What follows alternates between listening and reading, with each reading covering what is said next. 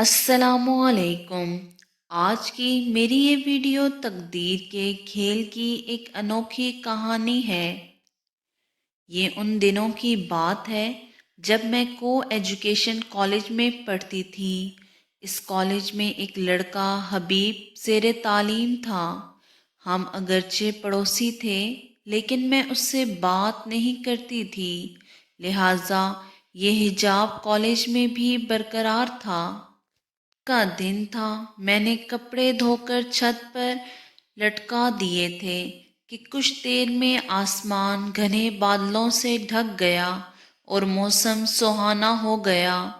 گہرے ہوئے بادل دیکھ کر مجھے دھلے ہوئے کپڑوں کی فکر ہوئی، سو دوبارہ جلد ہی چھت پر پہنچی اور کپڑے اتار کر ٹوکری میں رکھنے لگی۔ تبھی میری نظر پڑوس کی چھت پر موجود حبیب پر پڑی۔ وہ بھی اپنے گیلے کپڑے اتارنے آیا تھا۔ شاید اس کی ماں نے اسے اوپر بھیجا تھا۔ گھٹنوں کی مریضہ ہونے کے سبب وہ سیڑھیاں چڑھنے سے قاصر تھی۔ بہرحال میں نے حبیب کی طرف توجہ نہ دی۔ جب میں ٹوکری اٹھا کر اپنی سیڑھیوں کی جانب بڑھی تو اس نے منڈیر کے قریب آ کر آواز دی، سنو شاہانہ، مجھے کچھ نوٹس چاہیے، اگر آپ کے پاس ہوں تو براہ مہربانی چھت کی منڈیر پر رکھ دیں، میں اٹھا لوں گا۔ میں نے منہ اوپر کر کے بادلوں کی طرف دیکھا اور مسکرائی۔ وہ سمجھ گیا کہ بارش کے ہونے کی وجہ سے اگر نوٹس بھیگ گئے تو تبھی اس نے کہا، بارش نہ ہو تو رکھ دیجیے گا۔ میں اچھا کہہ کر سیڑھیاں اتر آئی۔ میں نے سوچا ممکن ہے اسے نوٹس فوری طور پر چاہیے ہوں۔ میں اس سے ایک کلاس آگے یعنی فائنل میں تھی اور کل ہی پچھلی کلاس کے نوٹس نکال کر ایک طرف کو رکھ دیے تھے کہ میرے لیے تو بیکار ہیں۔ میرے دل کے اندر موجود نیکی نے میرے ضمیر سے کہا کہ ان نوٹس کو ردی میں پھینکنے سے بہتر ہے اس کو دے دوں جس کو اس کی ضرورت ہے۔ کسی ضرورت مند طالب علم کے کام آ جائیں گے تو اچھا ہے۔ میں نے اسی وقت اپنے نوٹس کا پلندہ اٹھایا اور جا کر منڈیر پر رکھ دیا۔ اب دل میں بار بار یہ خیال بجلی کی طرح گزرتا تھا کہ جانے اس نے نوٹس اٹھائے ہیں یا نہیں۔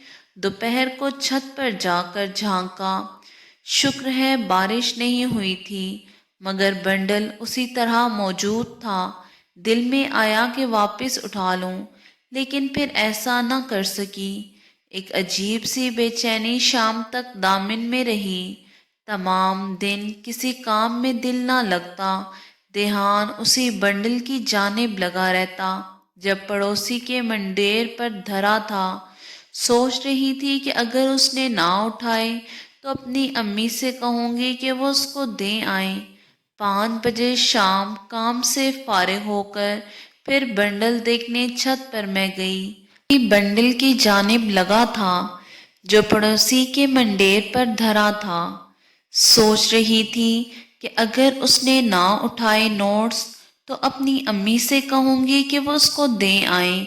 5 بجے شام کام سے فارغ ہو کر پھر بنڈل دیکھنے چھت پر گئی، جہاں حبیب پہلے سے میرے انتظار میں موجود تھا۔ اس نے مجھے سلام کیا، پھر شکریہ کہا۔ کوئی بات نہیں، میرے لیے تو یہ نوٹ سب بیکار ہی تھے۔ جہاں حبیب پہلے سے میرے انتظار میں موجود تھا، اس نے مجھے سلام کیا، پھر شکریہ کہا۔ کوئی بات نہیں، میرے لیے تو یہ نوٹ سب بیکار ہی تھے، آپ کے کام آ جائیں تو اچھی بات ہے۔ یہ کہہ کر میں جلدی سے سیڑھیاں اتر کر صحن میں آ گئی اور وہ کھڑا کا کھڑا رہ گیا۔ یہ ہمارا اپنا ذاتی گھر تھا جس میں ہم برسوں سے رہ رہے تھے، لیکن میں پڑوس میں کہیں آتی جاتی نہیں تھی۔ اگر کبھی ضرورت پڑتی، خوشی غمی کے موقع پر امی ہی پڑوس میں آتی، اسی لیے میں آج تک حبیب کے گھر بھی نہیں گئی۔ اس دن کے بعد پھر کبھی حبیب سے رابطہ نہ ہوا، اس دوران اس نے کالج میں ایک دو بار مجھ سے بات کرنی چاہی، مگر میں نے موقع ہی نہ دیا۔ وہ فطرتاً شریف اور اپنی والدہ کا اکلوتا بیٹا تھا۔ اس کے والد کا کافی عرصہ قبل انتقال ہو چکا تھا۔ ماں نے اسے بڑی ہی دقتوں سے پالا تھا۔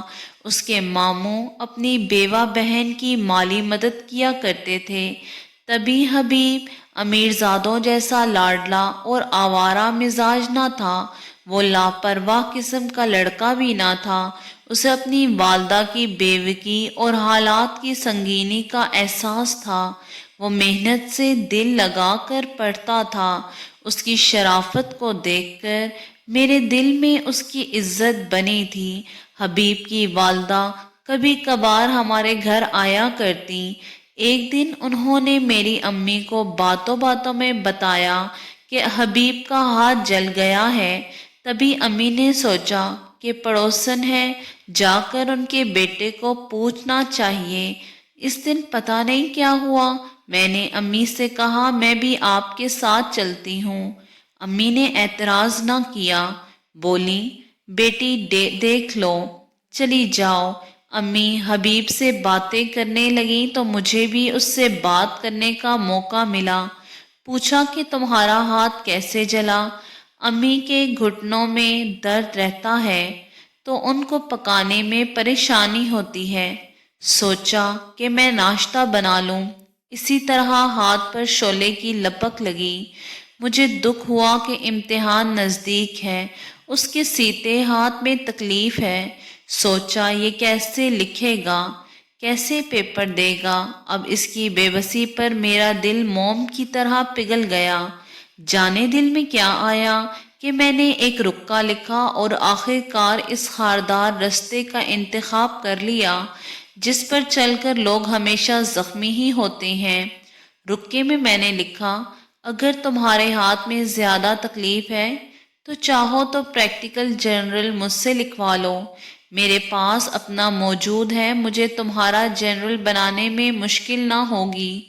چونکہ ہمارے مضمون ایک تھے اس لیے میں اس کی مدد کر سکتی تھی۔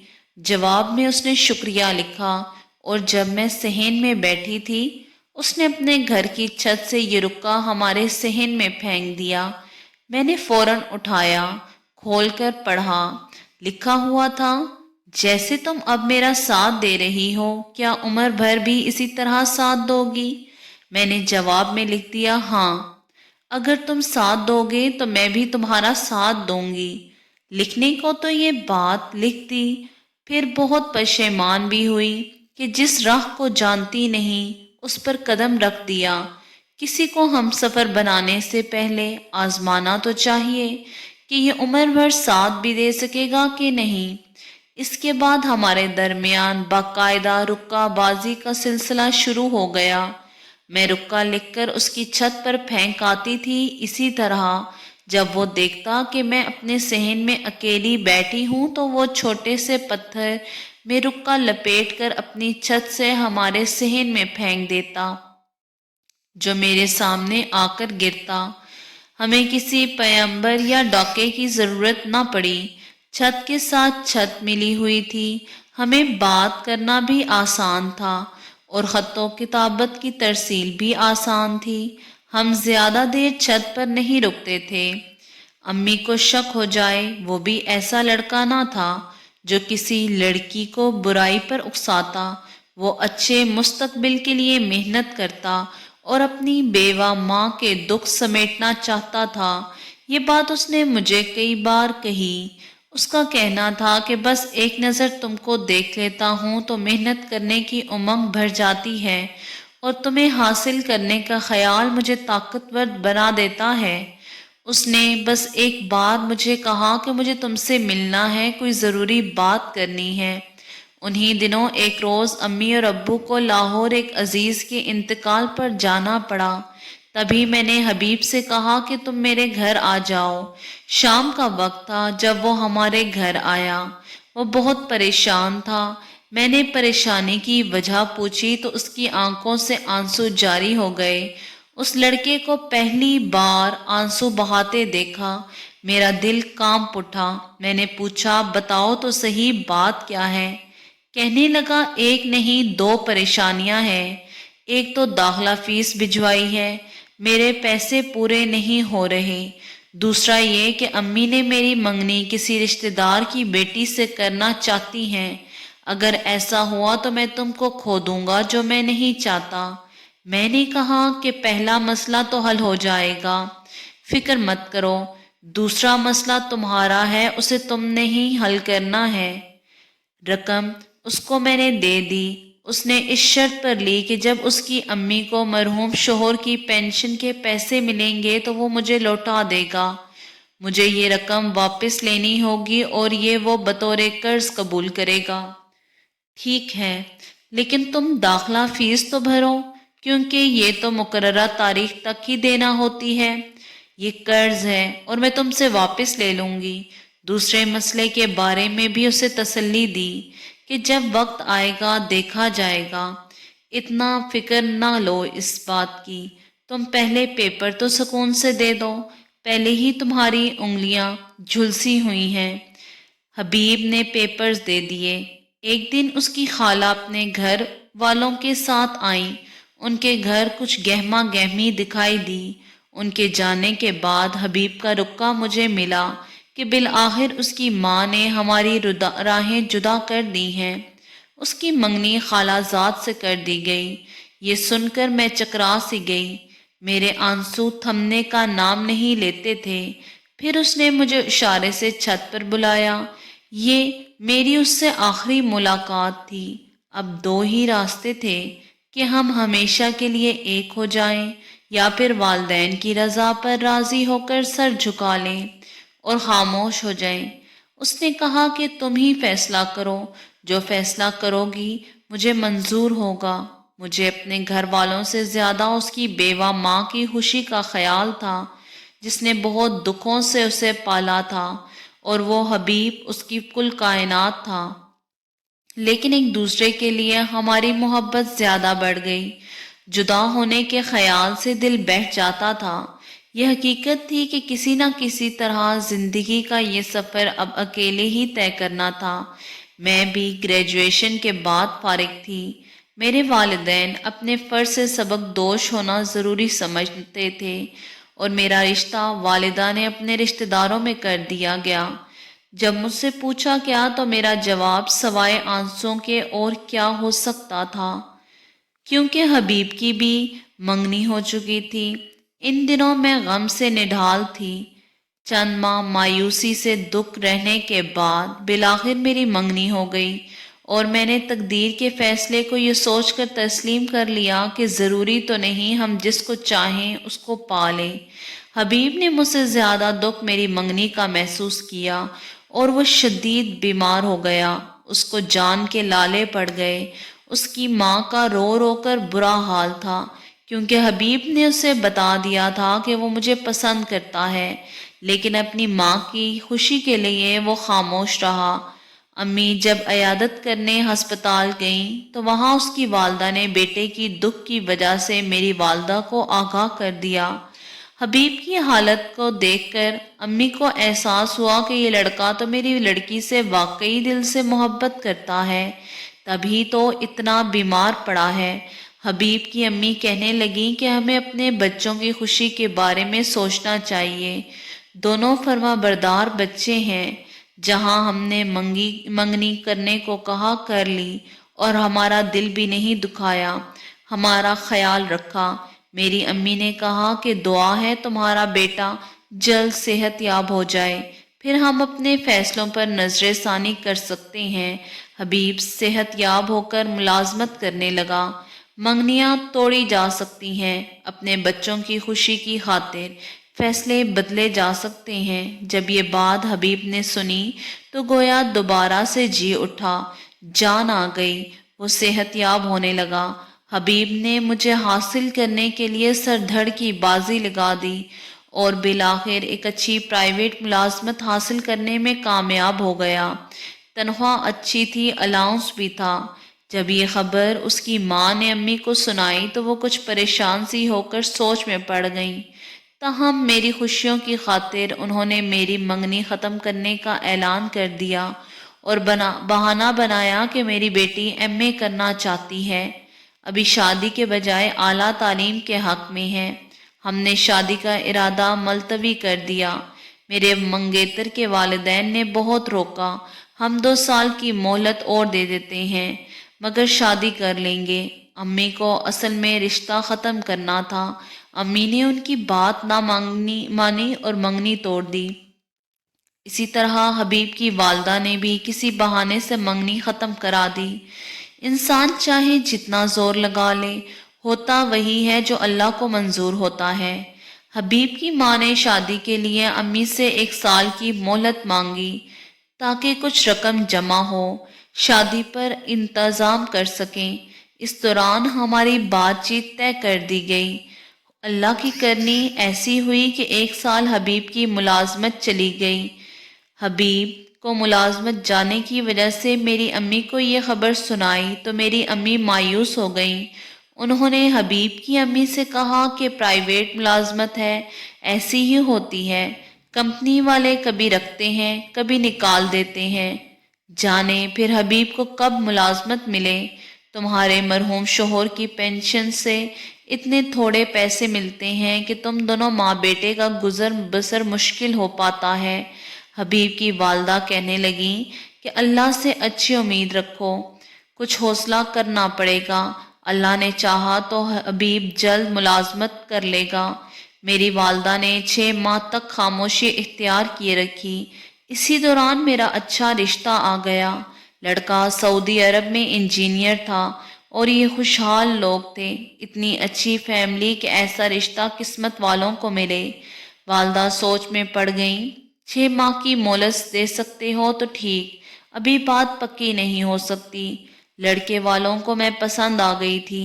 انہوں نے جواب دیا کوئی بات نہیں، ہم 6 ماہ انتظار کر لیتے ہیں، جب تک آپ کی طرف سے جواب نہ مل جائے گا کہیں اور بات نہیں چلائیں گے۔ ادھر 6 ماہ بھی گزر گئے کہ حتمی بات ختم ہو گئی۔ سال بھر انتظار کر لیا مگر تمہارے لڑکے کو تو ملازمت ہی نہیں ملی، آخر کب تک میں اپنی بیٹی کو بٹھا کر رکھوں گی؟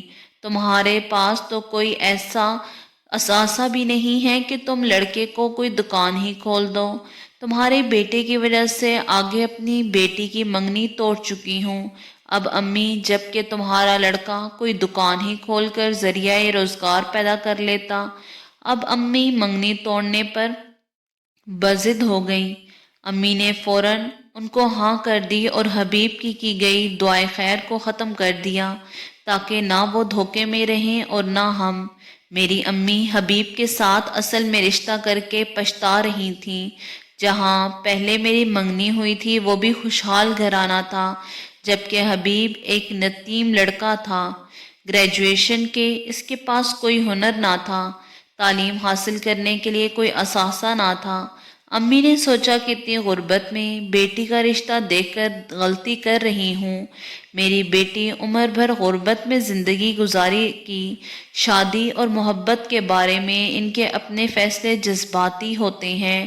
تھوڑے ہی دنوں میں جب شاہانہ امیر گھر کے صبح دیکھے گی تو پچھلی کہانی بھول جائے گی۔ امی نے تو پھر بھی سال بھر صبر کیا تھا، جبکہ والد صاحب حبیب سے میری دعائے خیر کے حق میں ہی نہ تھے، مگر والدہ کے کہنے سے چپ ہو گئے تھے۔ ماں کو جواب دیکھ کر امی نے میری شادی کی تاریخ 7 والدین کو دے دی۔ آخرکار میری شادی ہو گئی اور جب شادی کے بعد پہلی بار میکے گئی تو پتہ چلا کہ حبیب یہ صدمہ نہ سہ سکا، اس نے اپنا محلہ ہی بدل دیا، پھر اس کا کوئی اتا پتہ ہی نہ تھا۔ ایک دن اپنے شوہر کے ساتھ میں سعودی عرب چلی گئی، جہاں مجھے ایک خط ملا جو میری سہیلی کے پتے پر آیا تھا۔ وہ ہمارے قریب رہتی تھی، اس کا شوہر میرے خاوند کے ساتھ ایک کمپنی میں کام کرتا تھا۔ نائلہ نے بند لفافہ مجھے لا کر دیا۔ وہ سمجھی میرے گھر سے امی ابو کا خط آیا ہے، کیونکہ میں نے امی کو ہی نائلہ کے گھر کا پتہ دیا تھا۔ لفافہ کھولا تو حبیب کا خط دیکھ کر میں حیران رہ گئی، جانے کیسے اس نے میری امی سے اس گھر کا پتہ لیا۔ اس میں لکھا تھا میرے لیے اب جینا محال ہے۔ تمہیں معلوم ہے کہ میں ہی اپنی والدہ کے لیے سب کچھ ہوں، ہر کام میں بھلائی ہوتی ہے۔ مجھے نہیں معلوم کہ ہماری جدائی میں کیسی بھلائی تھی۔ تمہاری عزت پہ کوئی حرف آئے میں نہیں چاہتا۔ اطمینان رکھو، اب ہمارے درمیان کوئی رابطہ نہیں ہوگا، اس لیے یہ خط تحریر کیا ہے کہ تم میرا خیال نکال دو۔ تم کو قصوروار نہیں سمجھتا، لہٰذا تم کسی پچھتاوے میں نہ رہنا، اداس نہ رہنا۔ تم نے اپنے والدین کی لاج رکھی، یہی تمہارے حق میں بہتر تھا۔ جیسا احترام پہلے تھا اب بھی ویسا ہی ہے۔ زندگی کی بعض حقیقتیں ایسی ہوتی ہیں جنہیں قبول کر لینا بہتر ہوتا ہے۔ ویسے بھی جوڑے انسانوں کی مرضی سے نہیں بنتے، یہ اللہ کی مرضی سے بنتے ہیں۔ انسان چاہے جتنا زور لگا لے، جو چیز مقدر میں نہیں ہوتی اسے کبھی حاصل نہیں ہوتی۔ میں تمہارے لیے دعا گو رہوں گا۔ اللہ کرے کہ تم اپنے شوہر کے ساتھ ہمیشہ ہنستی رہو۔ اس کے بعد کبھی حبیب کا پھر خط نہ آیا اور نہ ہی کوئی بات چیت ہوئی۔ اس نے کسی رابطے کی کوشش کی۔ کچھ عرصے بعد امی کے ذریعے پتہ چلا کہ حبیب کا دل ہمارے محلے سے ایسا کھٹا ہوا کہ وہ لوگ اپنا مکان ہی بیچ کر چلے گئے۔ کہاں گئے کسی کو معلوم نہیں۔ آج میں اپنے شوہر کے ساتھ خوشحال زندگی گزار رہی ہوں اور دعا کرتی ہوں کہ اللہ جہاں بھی حبیب کو رکھے وہ ہمیشہ خوش رہے۔